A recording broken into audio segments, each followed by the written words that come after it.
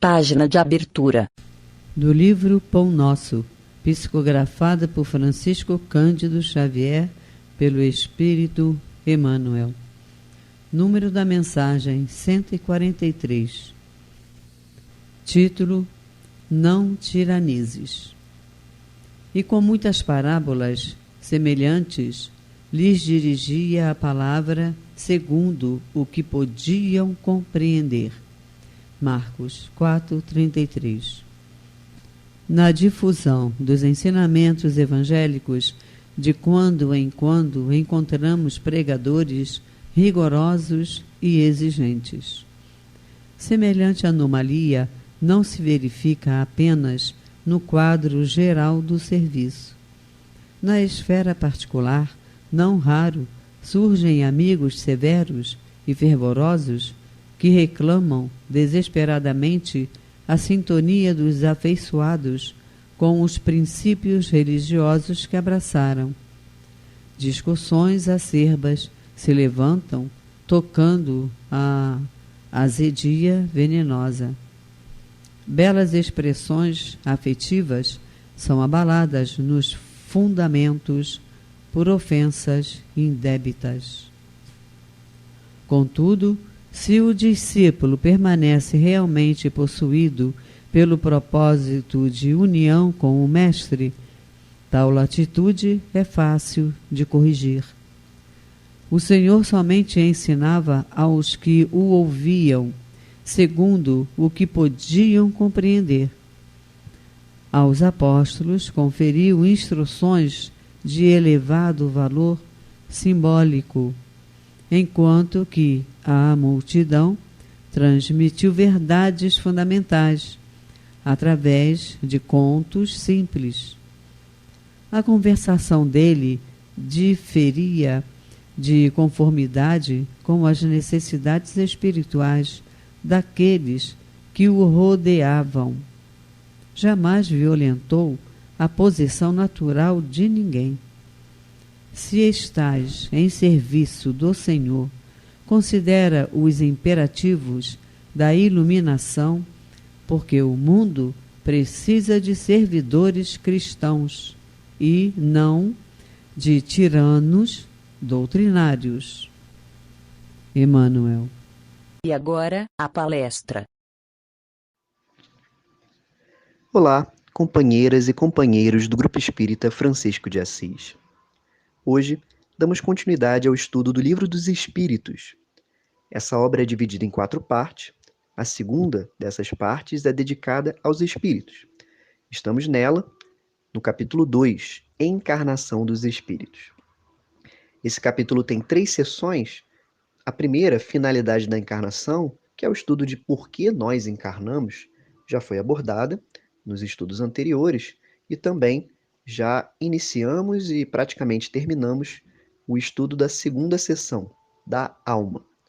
Hoje nós vamos encerrar essa sessão com as perguntas 144 a 146. Na verdade, o estudo da alma, ele não começa nessa parte que nós estamos hoje. Ele vem desde a introdução do Livro dos Espíritos. Kardec, quando abre a introdução, nos adverte que para coisas novas é necessário usar palavras novas. E exatamente a primeira palavra sobre a qual ele se debruça para estudar é a palavra alma.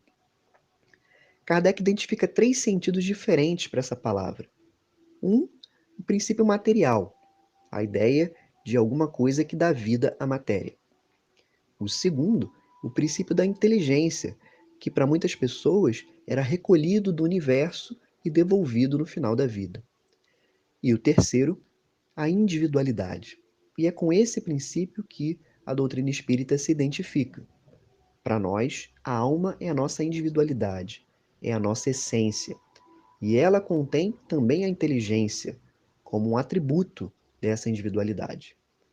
É o que nós somos, antes e depois da vida material. E para o conceito de dar vida à matéria, Kardec elegeu a expressão princípio vital. Então, é uma coisa separada, diferente da alma e que dá a propriedade da vida à matéria.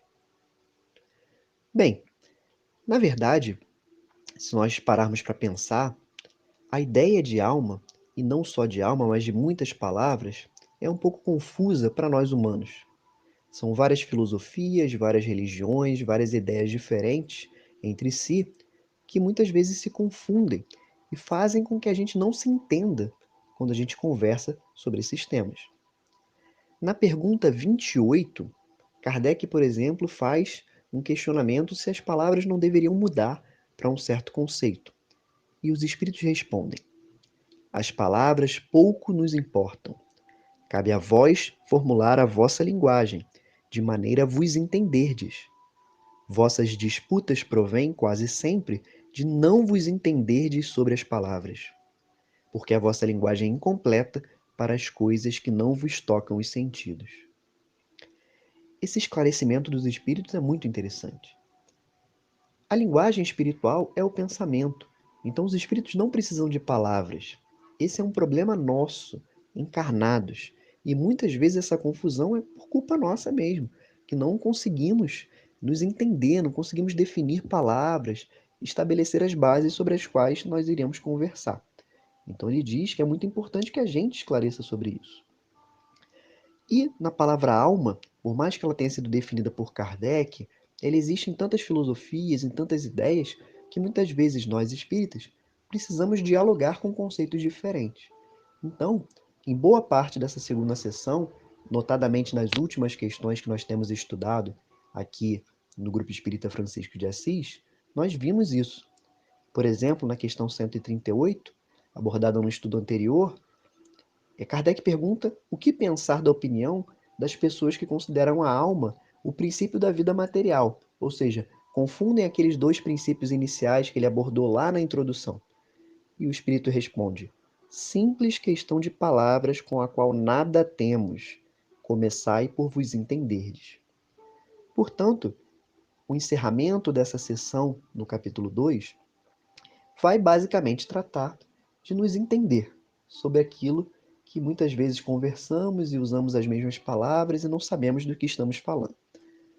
Na questão 144, Kardec questiona: que se deve entender por alma do mundo? Observem, obviamente não é um conceito espírita, porque o conceito espírita é da alma como a nossa individualidade. Se a alma é individualidade, não pode existir uma alma do mundo, não com a mesma ideia espírita. Então os espíritos esclarecem: o princípio universal da vida e da inteligência, de que nascem as individualidades. Mas os que se servem dessa expressão frequentemente não se entendem. A palavra alma tem uma aplicação tão elástica que cada um interpreta de acordo com as suas fantasias. Portanto, eles colocam aqui o que a gente pode entender sobre isso. Alma do mundo seria uma acepção genérica da vida, da inteligência. Né? E eles acrescentam aqui: tem-se às vezes atribuído uma alma à terra, e por ela é necessário entender o conjunto dos espíritos abnegados que dirigem as vossas ações no bom sentido, quando os escutais, que são, de certa maneira, os lugares tenentes de Deus junto ao vosso globo. Então ele coloca aqui uma ideia de que nós podemos entender também essa alma do mundo como aqueles espíritos que dirigem a Terra, aqueles espíritos que nos orientam, que se interessam pelo planeta como um todo. Obviamente são espíritos mais adiantados, são espíritos que já passaram pelas provações, por tudo que a gente já passa aqui na Terra naturalmente, no mundo de provas e expiações, e já avançaram o suficiente para poder coordenar um planeta, por assim dizer, e nos ajudar, nos fortalecer, nos orientar, nos inspirar ao bem. É claro, quando nós escutamos, ele destaca aqui na pergunta. Então, essa expressão alma do mundo não vai ter nada de espírita, mas nós espíritas podemos entendê-la nesse sentido. Na pergunta 145, Kardec questiona o seguinte: como é que tantos filósofos antigos e modernos têm longamente discutido sobre a ciência psicológica sem chegar à verdade? E aí, antes da gente mergulhar na resposta, é importante fazer um parêntese aí. Né? O que Kardec chama de ciência psicológica é, na verdade, ainda uma mistura de filosofia, e por isso que ele cita filósofos, transitando com a ciência. A psicologia considera-se ter nascido no final do século XIX. O pai da psicologia, Wundt, um alemão, era contemporâneo de Kardec. Então, essa pergunta, na verdade, mostra como Kardec estava antenado com o desenvolvimento científico da sua época, mas a psicologia ainda estava se diferenciando da filosofia. O que ele chama aí de ciência psicológica é exatamente o estudo da alma, da individualidade, do pensamento, o que é que existe no ser humano que pensa, que sobrevive ou não sobrevive ao corpo. E ele questiona por que tantos anos, séculos, milênios de estudos e não se chega a uma conclusão.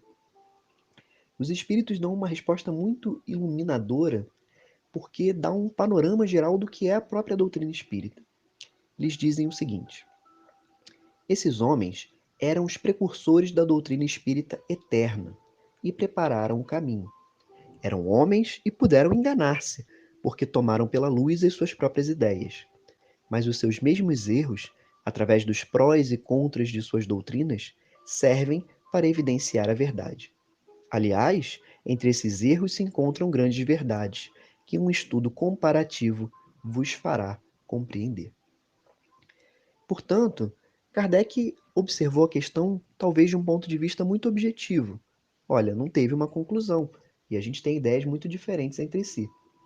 Já os espíritos, como é característico deles, observam a questão de um ponto de vista mais amplo, que abarca a história como um todo, a humanidade como um todo. Nesse sentido, se nós observarmos as diversas correntes filosóficas, as diversas correntes religiosas, nós encontraremos verdade em todas elas. Enganos é verdade, porque somos humanos e nos enganamos, mas muitas verdades. E quando a gente estuda de uma forma comparativa, como ele coloca aqui, a gente consegue acessar essas verdades. Quando nós paramos para pensar nas religiões cristãs, né, nas diversas seitas, nas diversas vertentes cristãs, todas têm princípios parecidos. E quando nós olhamos religiões que parecem muito diferentes, como o taoísmo, o budismo, o hinduísmo, o islamismo, nós verificaremos que sempre há parcelas importantes da verdade e que a gente aprende muito ouvindo os líderes, ouvindo os escritos, ouvindo os profetas, ouvindo outras pessoas, outros pensadores, outros filósofos, outros religiosos. Não poderia ser diferente. Seria muito estranho se Deus colocasse a verdade no coração de muito poucos e apenas aqueles escolhidos soubessem das verdades eternas. Na realidade, todos nós somos caminhantes, passando por esse planeta e tentando descobrir a verdade. E vamos nos ajudando, mesmo quando a gente acha que discorda completamente, mesmo com tantas guerras, com tantos desentendimentos, no fundo, a contribuição da parcela de verdade de cada um vai se somando e esclarecendo cada vez mais aqueles que têm olhos de ver, aqueles que buscam a isso. E as últimas duas perguntas já têm um outro caráter. Na 146, Kardec pergunta: a alma tem no corpo uma sede determinada e circunscrita? Ou seja, será que a alma fica em uma partezinha do nosso corpo? Obviamente que não. Os espíritos esclarecem que ela se atua mais particularmente na cabeça, entre os grandes gênios e todos aqueles que usam bastante o pensamento, e no coração dos que sentem bastante, dedicando todas as suas ações à humanidade. Mas é óbvio que aqui não é onde ela mora, e eles dizem onde ela atua. No fundo, é a nossa essência, usando o corpo como veículo, como instrumento.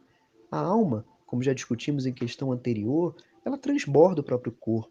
Ela é muito além do próprio corpo e ela não se confunde com ele, embora se ligue a ele durante a nossa encarnação.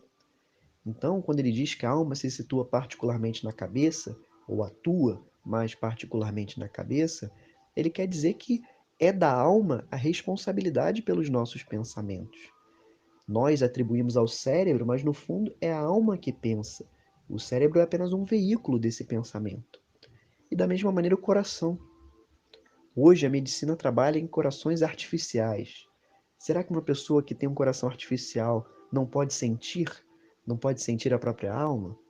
É óbvio, é só um instrumento. O coração material, o coração artificial, o cérebro, toda a matéria existe em função da nossa alma. Existe como instrumento da nossa essência, da nossa individualidade, que é a verdadeira responsável pelos nossos pensamentos, pelas nossas escolhas, pelos nossos sentimentos.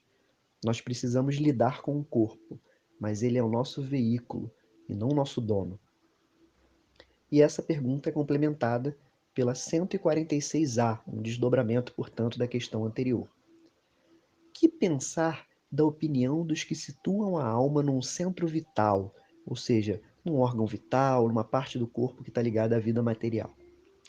Resposta dos espíritos: que o espírito se encontra de preferência nessa parte do vosso organismo, que é o ponto a que se dirigem todas as sensações.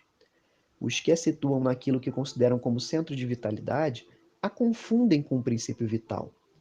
Não obstante, pode-se dizer que a sede da alma se encontra mais particularmente nos órgãos que servem para as manifestações intelectuais e morais. Portanto, ele se aproveita de um equívoco, pessoas que confundem a parte material com a parte espiritual, para dizer que, na verdade, a alma vai estar aonde o espírito atua através do corpo. Muitas vezes a gente diz que tem pessoas que falam com as mãos, porque elas gesticulam muito. Elas usam as mãos como instrumento para veicular a própria ideia. Elas conseguem se expressar dessa maneira. As pessoas que dançam, por exemplo, usam a dança como arte, se expressam através dessa arte, usando o próprio corpo. Isso é a alma sendo empregada. Na verdade, tudo depende do uso que a gente faz desse instrumento. Em outras palavras, essa parte final que diz que a alma está onde serve para as manifestações intelectuais e morais é uma responsabilização nossa.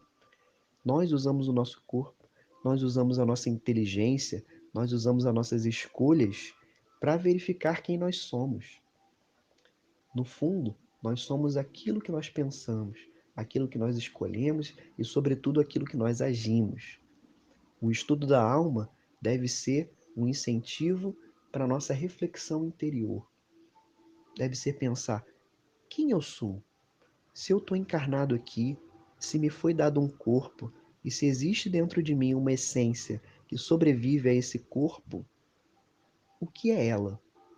Quem sou eu? O que faço? O que penso? O que sinto? O que escolho? Essa é a verdadeira questão.